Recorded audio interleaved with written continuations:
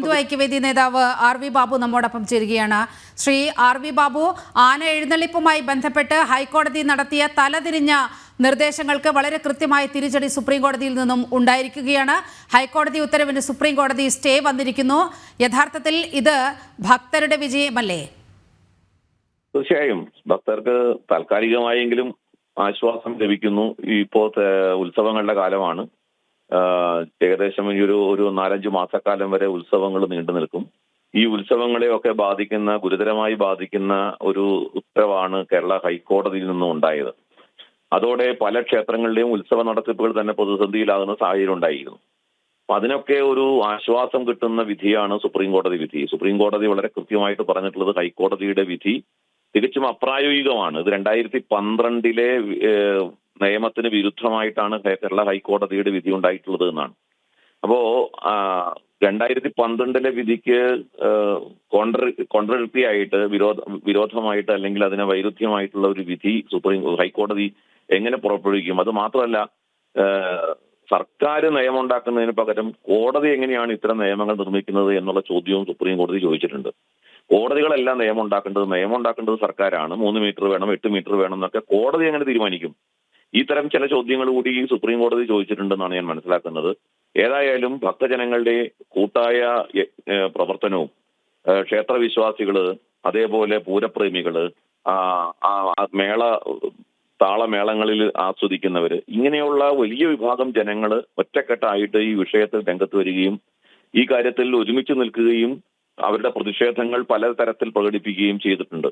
അതിന്റെയൊക്കെ കൂടി ധാർമ്മികമായ വിജയമാണ് ഇത് എന്ന് വേണം കാണാൻ.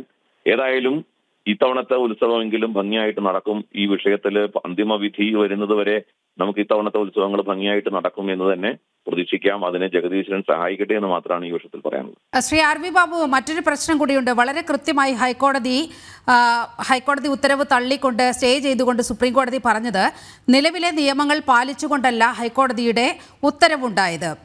ആന എഴുന്നള്ളിപ്പ് നിയന്ത്രണം റദ്ദാക്കണമെന്നാവശ്യപ്പെട്ട് ദേവസ്വങ്ങൾ നൽകിയ ഹർജിയിലാണ് സുപ്രീം കോടതിയുടെ ഉത്തരവൊക്കെ ഉണ്ടാകുന്നത്. വളരെ കൃത്യമായി അന്ന് ഈ കേസ് പരിഗണിച്ച ഹൈക്കോടതി ഡിവിഷൻ ബെഞ്ചിനെതിരെ അതിശക്തമായ വിമർശനങ്ങൾ, ചില ഗുരുതരമായ ആരോപണങ്ങൾ അന്ന് ഹൈക്കോടതി ജഡ്ജിക്കടക്കം ഹൈക്കോടതി ചീഫ് ജസ്റ്റിസിനടക്കം നമ്മൾ രേഖാമൂലം പരാതി നൽകിയിരുന്നു. അതുകൂടി പരിഗണിച്ചുകൊണ്ടാണോ ഇത്തരത്തിൽ സുപ്രീം കോടതിയിൽ നിന്ന് ആശ്വാസകരമായ ഒരു നടപടി ഉണ്ടായത്?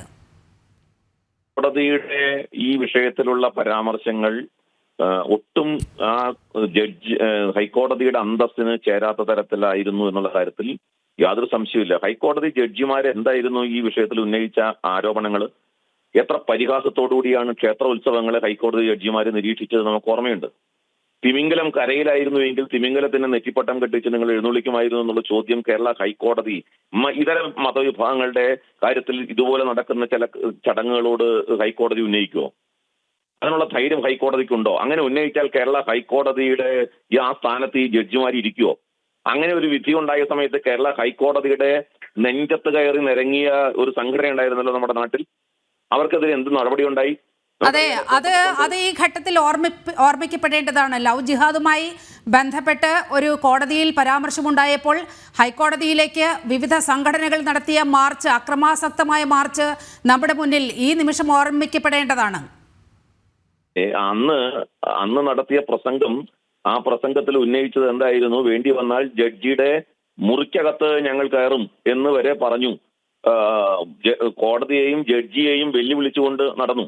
അപ്പോ ഇത്തരം കാര്യങ്ങളൊക്കെ ഒരു അസംഘടിത ജനവിഭാഗം അല്ലെങ്കിൽ സോഫ്റ്റ് ആയിട്ടുള്ള ജനവിഭാഗം അവരുടെ പ്രതികരണങ്ങൾ ഇത്തരത്തിൽ അക്രമസാക്തമാവില്ല. അവർ നിയമം അനുശാസിക്കുന്ന ഒരു സമൂഹമാണ്, നിയമം അനുസരിക്കുന്ന സമൂഹമാണ്. അതുകൊണ്ട് അവരുടെ മേൽ എന്തും പറയാം, അവരുടെ മെക്കെട്ട് കയറാം എന്നുള്ള സമീപനം കോടതിക്ക് പോലും ഉണ്ടോ എന്ന് സംശയിക്കുന്ന തരത്തിലാണ് കോടതിയിലെ ആ ജഡ്ജിമാരുടെ പരാമർശങ്ങൾ ഉണ്ടായത്. അത് അങ്ങേയറ്റം അപഹാസ്യമായി പോയി, അങ്ങേയറ്റം പ്രതിഷേധാർഹമാണ്. അപ്പോൾ അത്തരം കാര്യങ്ങൾ കോടതിയുടെ ഭാഗത്തുനിന്ന് ഉണ്ടാകുമ്പോൾ കോടതിയുടെ വിശ്വാസ്യത പോലും തെറ്റിദ്ധരിക്കപ്പെടുകയോ അല്ലെങ്കിൽ കുറയുകയോ ചെയ്യുന്ന സാഹചര്യം ഉണ്ടാവുന്നുണ്ട്. അപ്പോൾ അതിനൊക്കെയുള്ള തിരിച്ചടിയാണ് യഥാർത്ഥത്തിൽ സുപ്രീം കോടതി ഇപ്പോൾ നൽകിയിരിക്കുന്നത്. ആ ജഡ്ജിമാര്, കേരള ഹൈക്കോടതിയിലെ ജഡ്ജിമാർ ആ പരാമർശം പിൻവലിക്കേണ്ടതാണ്. ആ പരാമർശം പിൻവലിച്ച് തങ്ങൾക്ക് തെറ്റുപറ്റിയെന്ന് പറയാനുള്ള ആർജവം കേരള ഹൈക്കോടതിയുടെ ജഡ്ജിമാര് കാണിക്കേണ്ടതാണ്. ഞാൻ അവരുടെ പേരൊന്നും എടുത്ത് പറയുന്നില്ല. കാരണം കോടതിയോടുള്ള ബഹുമാനം അങ്ങേയറ്റം നിലനിർത്തിക്കൊണ്ട് തന്നെ ചില ആളുകൾ നടത്തുന്ന ഇത്തരം പരാമർശങ്ങൾ കോടതിക്ക് മൊത്തം വിശ്വാസത തകർക്കുന്ന തരത്തിലായി പോകുന്നു എന്നുള്ളത് ഇത്തരണത്തിൽ നമുക്ക് പറയാതിരിക്കാൻ നിവർത്തില്ല. വളരെയധികം നന്ദി ശ്രീ ആർ വി ബാബു ഈ ഘട്ടത്തിൽ ജനം ടി വിയോട് പ്രതികരിച്ചതിന്.